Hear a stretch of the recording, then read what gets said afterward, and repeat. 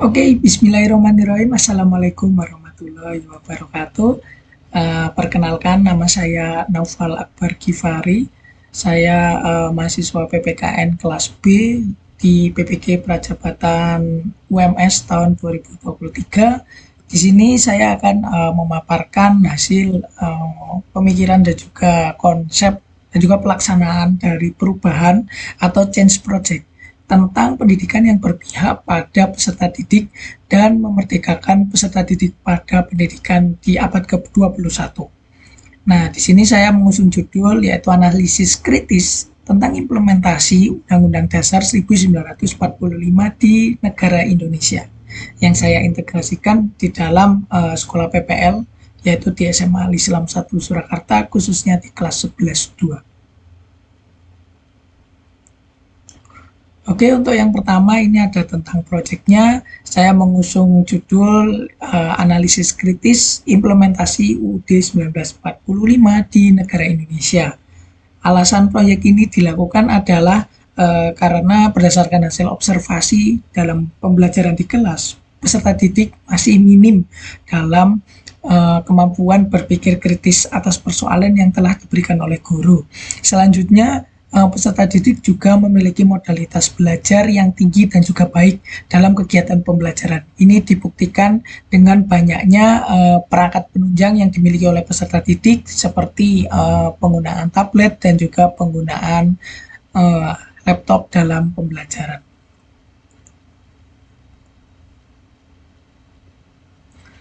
Untuk selanjutnya ini adalah desain pembelajaran untuk kegiatan awal, yaitu guru bisa membuka dengan membaca doa sebelum belajar dan juga surat Al-Fatihah. Lalu yang kedua dapat menyanyikan lagu nasional, lalu melakukan presensi kehadiran. Lalu guru memulai kelas dengan mengajukan pertanyaan umum seperti apa yang kalian ketahui tentang UUD 1945 misalnya. Atau apa yang kalian ketahui tentang undang-undang atau undang-undang dasar seperti itu. Dan yang selanjutnya guru dapat melakukan survei kemampuan awal peserta didik yang ini nanti akan berfungsi untuk selanjutnya di kegiatan berikutnya. Untuk langkah-langkah pembelajarannya, untuk yang pertama yaitu di sintaks yang pertama yaitu orientasi peserta didik pada masalah.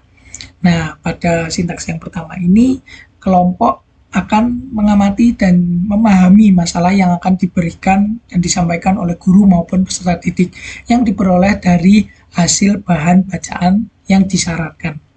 Dan ini termasuk dalam diferensiasi proses, karena dalam proses pembentukan kelompok nanti akan didasarkan pada hasil dari survei gaya belajar dan juga survei kemampuan awal.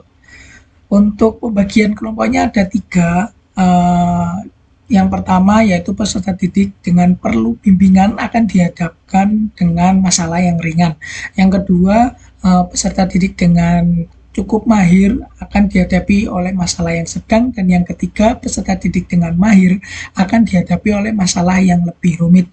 Hasil dari ini bisa dilihat dari berdasarkan survei awal kemampuan awal dari peserta didik yang telah dilakukan oleh guru sebelum pembelajaran berlangsung.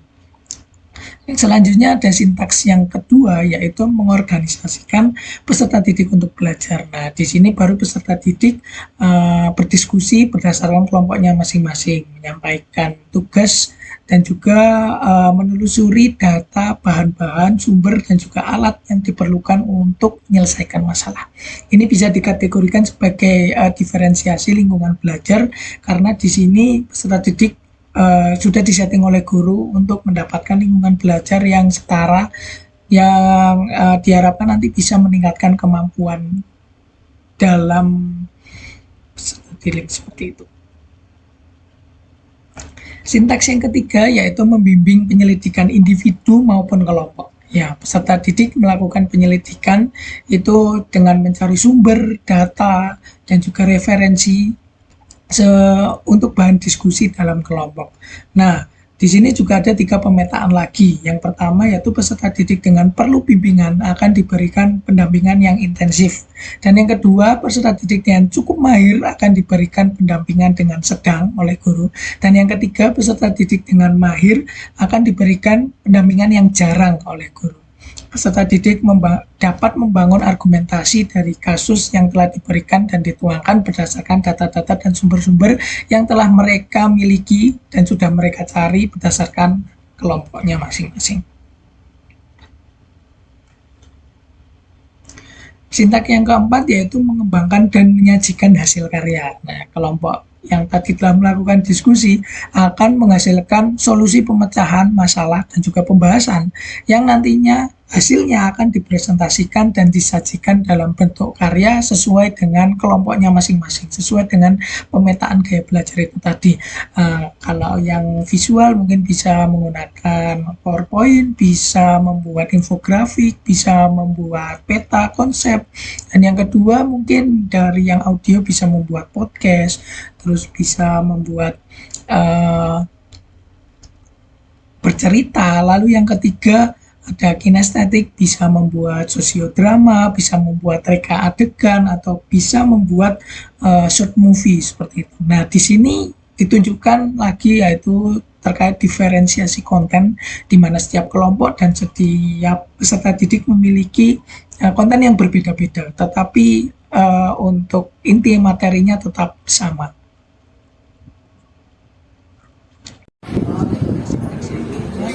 Analisis dan mengevaluasi proses pemecahan masalah. Selanjutnya, setiap kelompok ini akan melakukan presentasi dengan kelompok lain, dan kelompok lain juga bisa memberikan apresiasi terhadap presentasi tersebut. Kegiatan ini dilanjutkan dengan merangkum atau membuat kesimpulan sesuai dengan masukan yang diperoleh dari kelompok lain. Di sini bisa dikatakan yaitu diferensiasi produk, karena di sini produknya sudah jadi dari masing-masing kelompok peserta didik, dan kelompok lain bisa melakukan apresiasi, bisa melakukan memberikan masukan, kritik, saran, seperti itu. Selanjutnya yaitu ada penutup. Nah, di akhir pembelajaran nanti peserta didik bisa melakukan evaluasi dan juga refleksi terkait pembelajaran pada hari ini dengan menggunakan Google Form maupun Secreto, atau bisa disampaikan langsung melalui guru. Dan yang kedua, guru akan menyampaikan materi pembelajaran yang akan datang sebagai pemantik peserta didik. Dan yang ketiga atau yang terakhir, peserta didik bersama guru menutup kegiatan pembelajaran dengan membaca hamdalah bersama-sama. Seperti itu.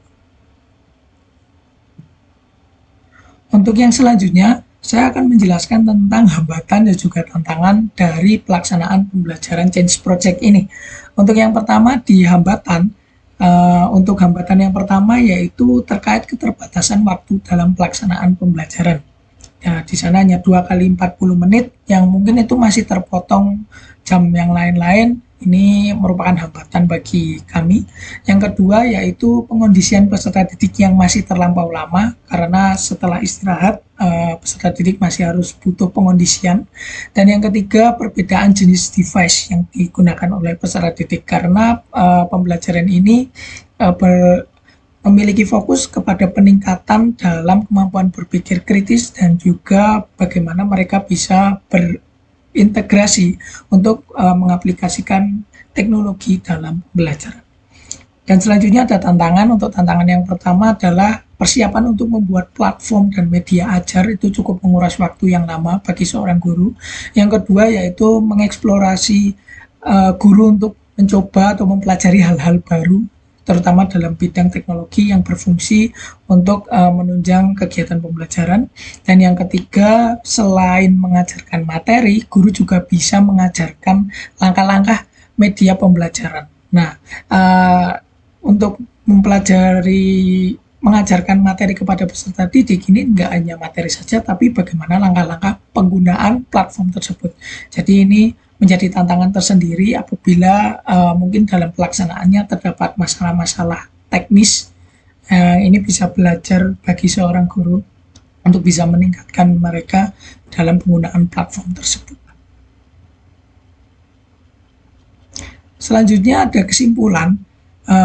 Kesimpulannya yang pertama yaitu pembelajaran pendidikan Pancasila ini merupakan mata pelajaran yang memiliki peluang tinggi untuk menerapkan pembelajaran yang lebih modern dengan desain Kebhinneka Tunggal Ikaan seperti prinsip yang telah diajarkan oleh Ki Hajar Dewantara. Selanjutnya dalam konteks ini pendidikan di abad ke-21 ini menekankan pada pembelajaran yang berpusat kepada peserta didik atau learner center, di mana pendekatan pembelajaran ini lebih banyak berbasis proyek, pemikiran kritis, serta integrasi kepada teknologi dalam proses kegiatan pembelajaran.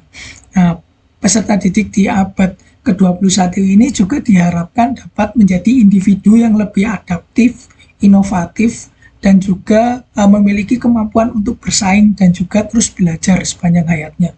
Selain itu, pendidikan di abad 21 ini juga menekankan pada pengembangan karakter, nilai-nilai etika, dan juga kepedulian mereka terhadap sesama atau kepedulian sosial agar peserta didik ini menjadi individu yang lebih bertanggung jawab dan berkontribusi positif bagi masyarakat global untuk kedepannya.